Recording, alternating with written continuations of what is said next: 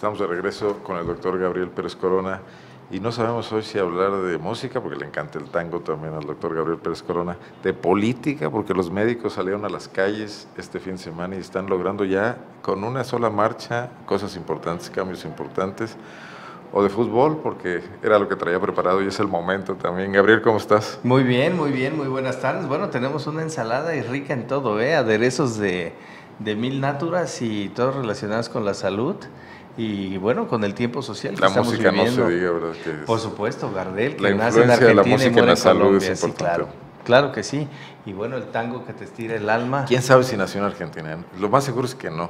Híjole, qué difícil, ¿no? Hay una teoría que habla de que nació en Toulouse, en Francia, y otra que nació en Montevideo. Lo cierto es que no nació en Argentina. ¿Y qué vamos a hacer? Dos de los mejores cantantes de tango del siglo XX no son argentinos.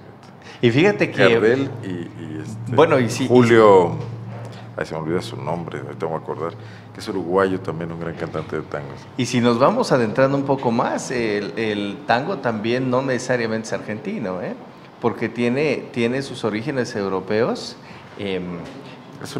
Argentina era una mezcla sí, de y te dicen que Bélgica, bueno, en este pero en el tango tiene mucho que ver. Sí, el bandoneón. Alemán, era más bien como alemán. Alemán-belga. Pero tiene ritmos negros. También, claro. también hubo esclavitud en Uruguay, en Argentina, y también aportaron ellos al candombe, que está en el antecedente del tango, que sí. Influye, ¿no? Y su evolución fue rapidísima, porque también la danza son fusiones indias que las tuvieron y las tienen los argentinos en muy poca medida, porque bueno, también pasaron ahí por una crudeza violenta. Ya empezamos a hablar de música. Ya empezamos. A ver, qué bueno, qué bueno. Gabriel, el fútbol, ¿no? El fútbol que nos tiene a tope hasta hoy, ¿no? Oye, estos atletas aguantan unos patadones. Aguantan Ayer todo. el que le dieron al Gullit que expulsaron al jugador. Qué bárbaro, era una repetición de lo que le pasó a Montes, ¿cierto?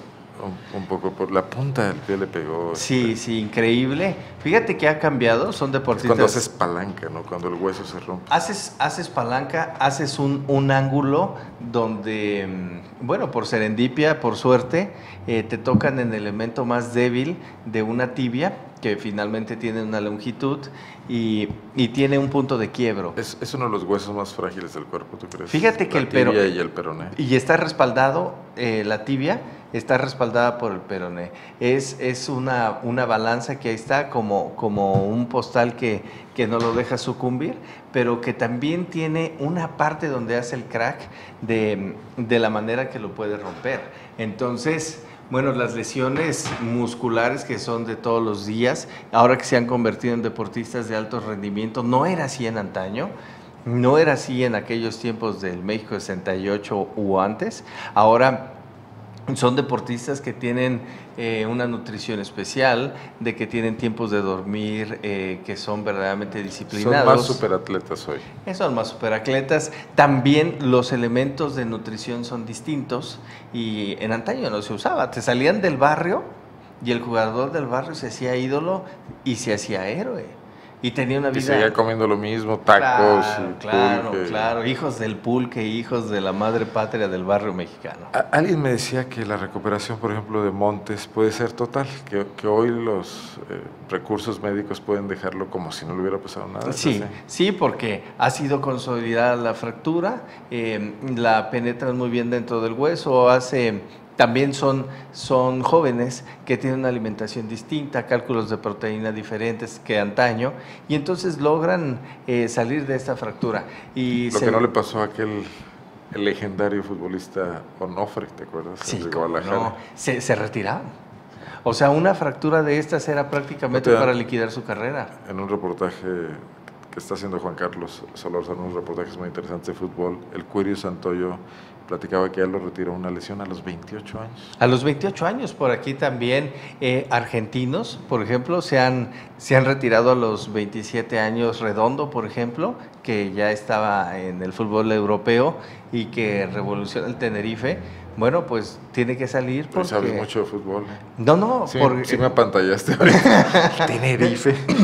Sí. Es de la primera división. Sí, claro. Entonces, ahí tienen que salir jovencísimos. Las rotaciones en las rodillas, por ejemplo, que esta rótula precisamente tiene un eje y alrededor de ese eje la patela, que es parte de la fusión de los meniscos para tener rotación en la rodilla, de extenderla, de alinearla, bueno, también le sufre mucho porque tienen mucha carga. Entonces, son ejercicios violentos de alto peso, más con kilos fuerza.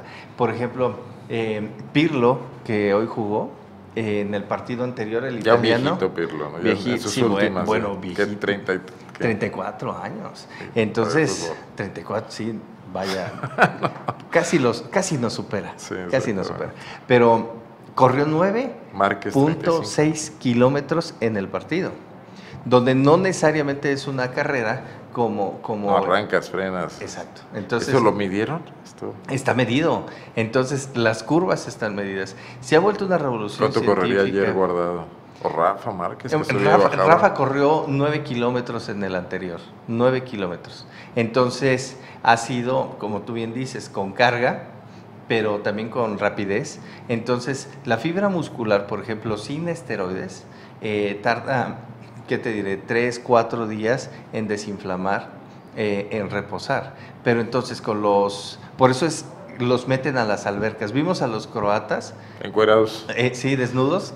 Y se aventaron a la alberca para relajación de todas las conjunciones que existen entre huesos, tendones, músculo y nervio, para que entonces todo el auspicio vascular nutra el músculo. Un campeón del mundo que juega 7 partidos en un mes, pues sí es un desgaste terrible, ¿no? Además, bueno, la tensión, el estrés y todo lo demás, pero esos jugadores, por eso los españoles pues ya no lo hicieron esta vez. No, son jugadores de alto rendimiento, más aparte lo que tú dices, acondicionar las emociones al momento.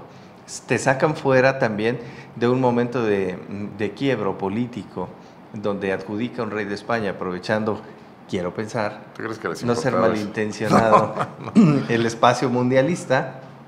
Entonces, un vestidor que no está tan al tanto, muchos acuerdos que ya no son una conjunción de un equipo español de hace 4 años. Estaba como México en las eliminatorias de CONCACAF. Sin duda. A ver, y una pregunta, bueno, pues los deportistas de alto rendimiento, con alimentación, con médicos, con un club que los cuida, etcétera, con nutriólogos, con psicólogos, es una cosa, pero el cuate que va a jugar el fin de semana y echarse unas cheves y también un partidito, ¿qué riesgos se corren? Pero fíjate que las cheves son por si pierde. Bueno. Pero por si gana, pues señores, son 2 ya más. Grandes, ya sí, jugando bueno, fútbol, de repente puede... No, ahí ya un desgarre es cuestión de toda la semana y de los 15 días que siguen, es de probable el infarto secundario que tienes el músculo, recordemos que también es corazón, y ahí es donde te puede llegar un atrapamiento que no llega el oxígeno, te da un infarto.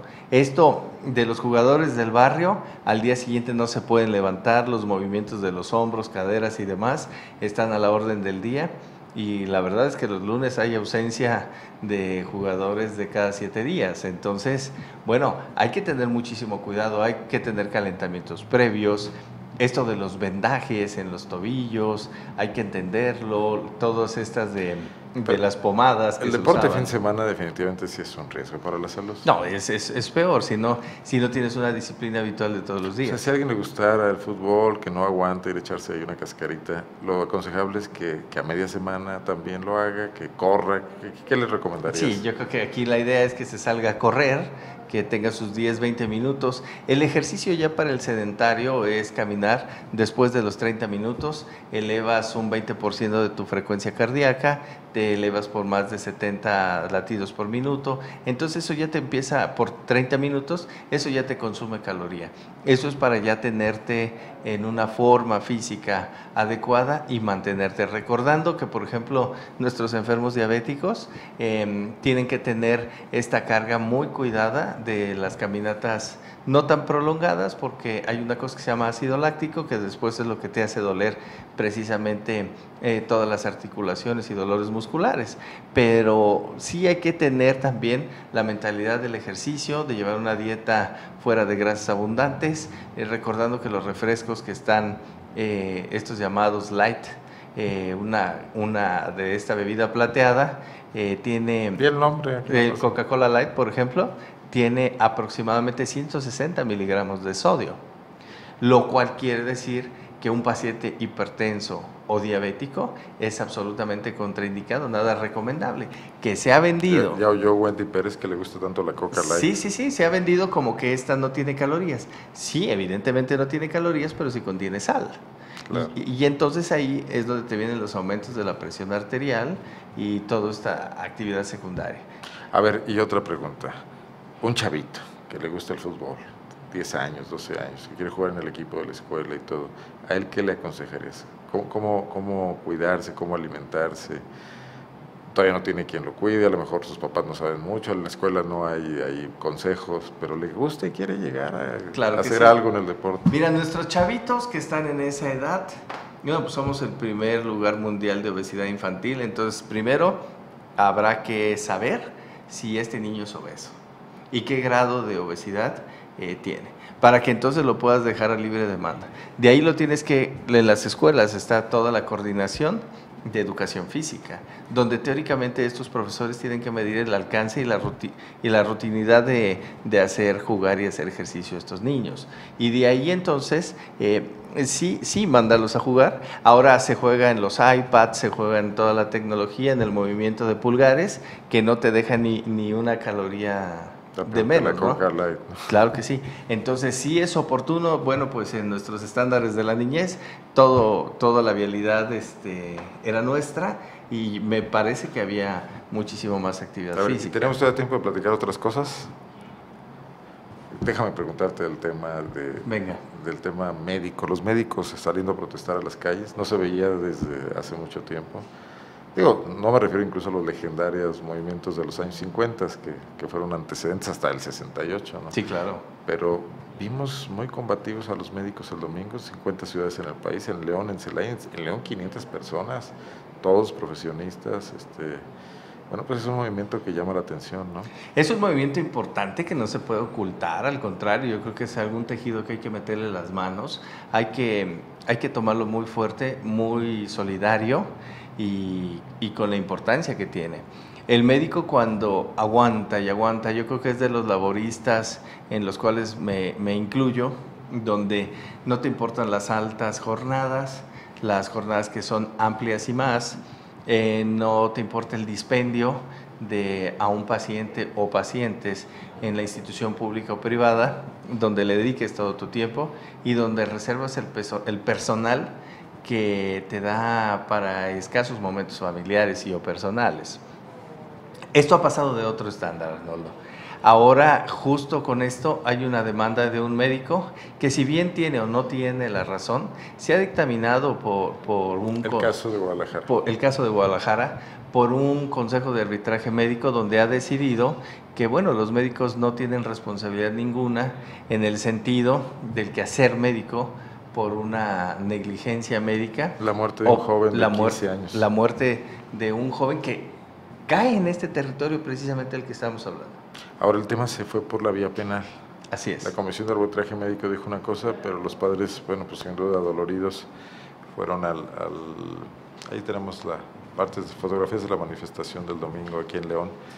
Fueron al Ministerio Público y el Ministerio Público decide actuar contra 16 trabajadores de la salud. No sé si todos sean médicos, no sé si hay enfermeras también, pero esto detona el movimiento. Sin embargo, creo que lo que se planteó ahí va más allá, ¿no? Sí, va más allá, porque ya se metió la dignidad de la bata blanca. Bueno, sin duda es firme, es de una pulcritud avasallante. Créeme que nadie en el sistema médico tiene ni por mucho la intención de la mala fe o del dolo.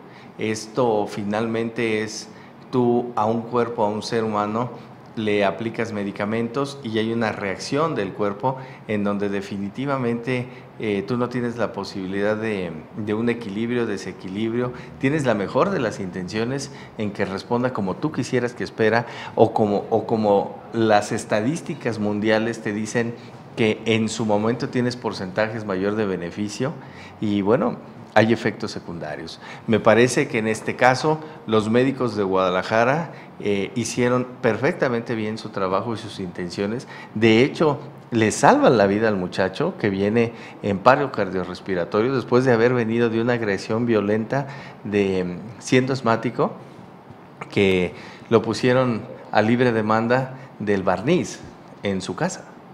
Entonces, esto definitivamente que tampoco sanciona a los padres. Sí les faltó medir el riesgo, sí les faltó cultura a este abogado y a su familia. Es muy triste, tampoco lo condeno, porque el que se te vaya un hijo y de esa manera nadie tendría la razón en cómo reaccionar. Es un evento crudo. Ahora vemos a los médicos diciendo también las instituciones de salud deben hacer su parte porque hay ocasiones en que no tenemos los suficientes recursos para trabajar con los enfermos, ¿no? Claro. Y ya se convierte en un reclamo también político. Claro. Ahí claro. podrían estar acompañados de toda la población. Digo, el médico no hace milagros y no hay aparatos y estos no funcionan, Así y no hay es. medicamentos. En las clínicas pues, del Seguro Popular o el Seguro Social. No, y lo sabemos ISSSTE. todos. Y lo sabemos todos. Yo creo que decirte lo contrario sería ir en contra de la confianza en mi propia persona y engañarme a mí mismo, ¿no? Esto es del común. Las huestes no son las mejores ahorita en las instituciones públicas. ¿Cuáles? Todas. Todas. ¿Por qué? Y no solamente en México. En América Latina, nosotros que hemos viajado, y no solamente en América Latina, en Europa, en Asia. O sea, hay una querencia y una necesidad implorante de nueva tecnología, de acondicionar los hospitales a un nuevo sistema de salud, de hacer este hincapié en el municipalismo dentro de los sectores de salud, acercarse más a la población para, antes de ser prevención, educar en estar en periodos libres de enfermedad, que esto es un tema muy importante y que son distintos. De política pública. Hay que administrar suficiente presupuesto para la demanda que ha crecido en el país, para los corredores industriales, donde han crecido enormemente y son manifestaciones públicas de liderazgo gubernamental, más sin embargo a todos estos trabajadores, bueno, pues no se les ha dado el auspicio de crecimiento en el estándar ideal a los servicios de salud. Entonces aquí es donde la balanza discurre entre dos proporciones que caen en la desigualdad. Esto los médicos lo sufrimos, lo sabemos, lo vivimos, nos apasionamos y te puedo decir que nos entregamos, también nos enojamos. Claro. Porque vivimos de la pasión. Para abrirlo en próximas colaboraciones, ¿te parece? No, qué cosa, señora. Ahí te lo dejo de tarea. ¿Otra? Sí. Platicar con tus colegas y perfecto. Ver este estado de ánimo. Ahí he estado, sí, claro. Muy bien. Sí, feliz. Gabriel, muchas gracias. Señor, muy buenas tardes. Gracias por venir, pese a que hay mundial y todo. Aquí está el doctor Gabriel Pérez Corona, a quien la semana pasada lo cortamos un poco porque había partido, no me acuerdo qué pasó. Sí, jugaba México. Bueno. Bueno, estamos aquí ya y yo regreso después de esta pausa.